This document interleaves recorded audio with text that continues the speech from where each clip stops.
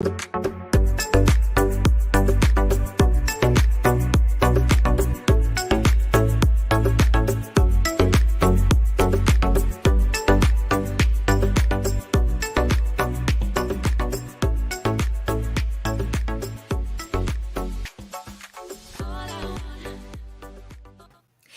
morning, everybody. This is Lorraine. And Jennifer.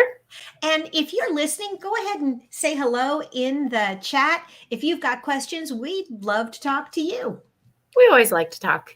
It's kind of why we do this.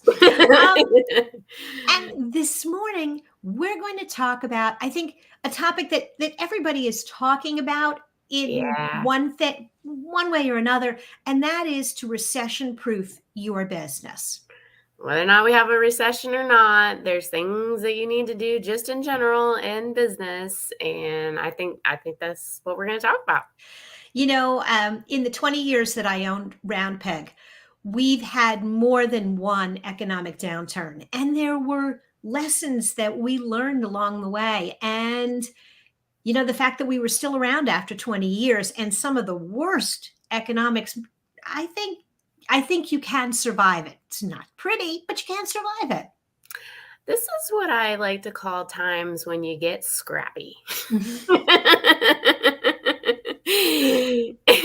Absolutely. You know, I think that what I would recommend to anybody is, as we're rolling into the end of the year, it's not like the recession is going to hit on January 1, but we know things are going to slow down, and we're already seeing some of that with retail.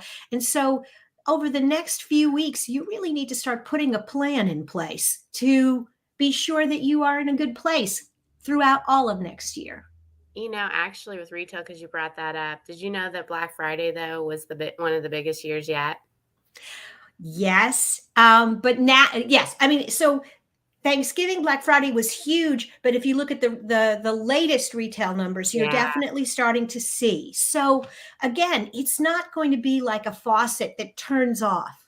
Right. But the stream is going to slow down. So what's one of your first things that you think people need to do to get ready and be in a good place in 23? In general, cash reserves.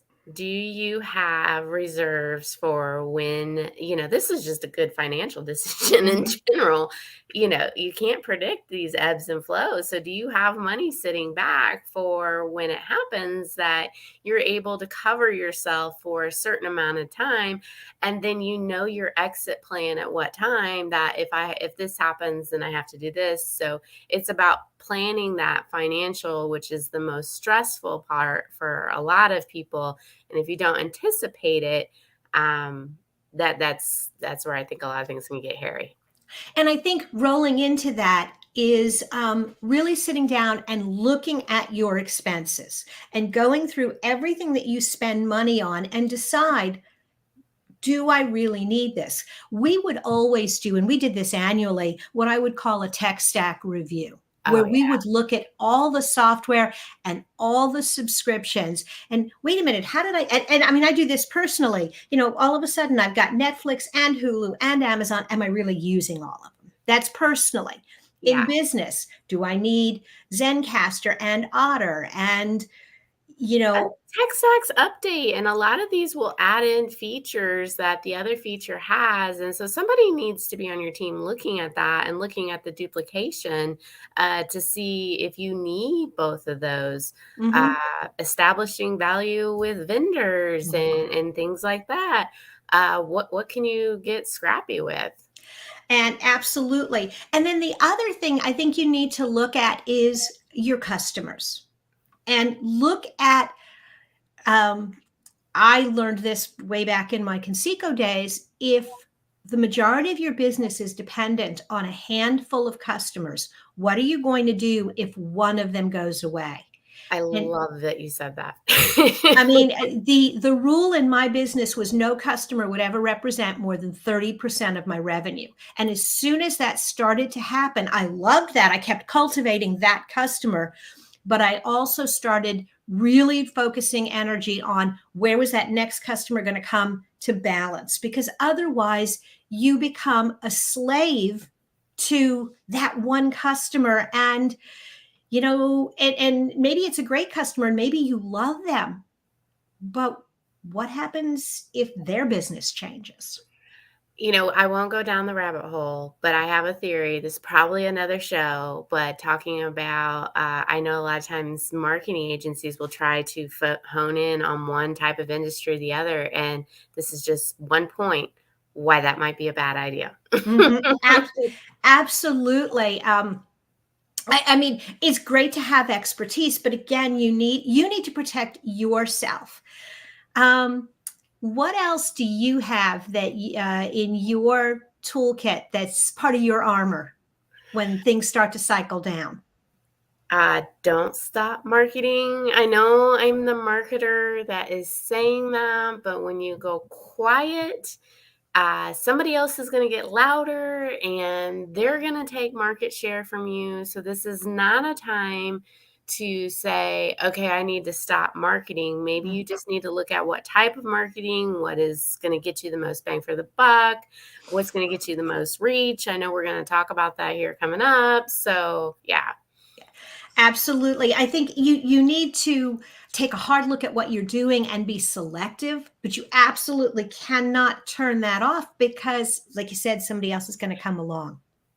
And when you do that, you can do anything, but you can't do everything. So don't try to take on as a business owner, well, I'll just take it all on myself.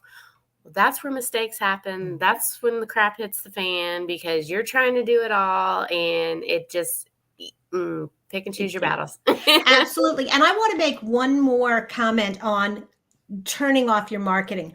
Um, you're spending marketing and your business is going this way. You can turn off marketing for a little while and your business will continue to go. The problem is at some point, your Yeah, business will drop and now your marketing is down here and you're going to have to ramp way up to sustain that. And it's not a that, faucet. It's not a faucet. no, It no. takes a slow drip. Um, Something else that you can do, and this is definitely more of an internal, and again, this is a great year end kind of thing to do, and that is look at your processes, look at where do things fall apart. Yeah, Because the more you can streamline your operating systems, the more you can make them hiring. replicable. The Whether it's training new employees or standardizing your practices so that anybody can jump in and do it, all the way through to automating proposals and follow up, all Yeah. of those processes that make you more efficient will make you productive for Yeah. less. So training, like I'm investing a lot of money right now, and I always have with training and obviously the small the digital toolbox. But when you can like invest in people and give them those tools and they get excited about being Mhm. able to learn something new and apply different skill sets to their job, and that makes that, that much better and everybody's happy. People like to learn. I do.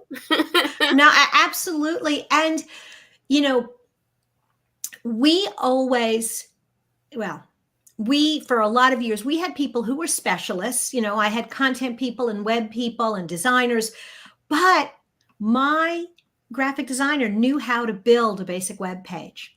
And my web person could at least write basic copy or social media updates. And so, whether it was when somebody went on vacation or whether we Yeah. lost somebody, we could cover it for a period of time. And so, Get that scrappy. gets scrappy. Definitely gets scrappy. And I have one more. Yeah. And this is you need to make friends. And you need to make friends up and down your competitor line. And you need to know who's just a little bit bigger than you, who might have a customer that they can't handle or has a customer that doesn't want to spend what Partners. they're charging. Maybe you can take on the project. And also you need to, horror of horrors, look at projects that are either too big or too small for you. Don't send those people, oh, I don't know who can help you. Make a high quality referral, because you know what? Yeah. They remember. Oh, yeah. Yeah, that will come back later. I'm sitting on one now. And I'm, like, picking and choosing, like, "Okay, who am I going to send this to?" Mhm. Because it's yeah. Yeah, I mean, and what it does is it kind of keeps it in the family.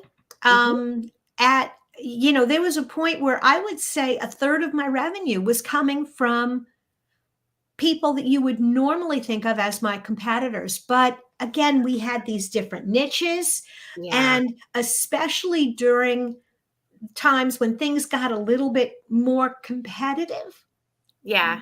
we supported each other. I would take care of them rather than taking care of just some stranger up the street. I only compete with myself. I do, like, I compete with myself, and if I can get better than yesterday, then it doesn't matter. Mhm. I don't try to look at yeah, it's gonna get tougher, but, roll up the sleeves. Let's do this. Get scrappy. I love that. Get scrappy. I think we should have bumper stickers made. And I'm Get it gonna have down. I'm gonna have what? No, go ahead. No, I was just gonna say, this is the time that I turn on the '90s rap, and I'm like, "I got this, Tupac. We can do it." Okay, so you and I are a little different generation. I'm going to have a little bit of oh, I don't know, Bruce Springsteen in the Yeah, background on yeah. with some of his just, yep, We born got on the wrong side of the tracks, but we're going to succeed. Well, I think a couple of things as we're wrapping up. First off, one of the best things that you can do in the new year is maybe learn a few things, talk to professionals who know things that you don't know, and get strategic. Yep, yep, don't freak out. It's fine. It's all fine. Yeah, and when you are done with your planning, or as you're going through your planning, if you're looking for help with ads and SEO and the more strategic part of your marketing to lay some groundwork, you definitely want to talk to the folks at Elevated Marketing Solutions. Yes, and digitaltoolbox.club to train your employees or yourself on getting ahead and understanding some of the ways to be able to market your business. There's some great business plans and all kinds of things that can help you get help. Don't try to do it all yourself. Absolutely. And I'm going to just throw out one more thing. If you're here in the Indianapolis market, you want to watch this channel for an announcement. Jennifer and I are going to do a live event in January. We're working on the details now. So stay tuned. All right, take care, guys. Bye now.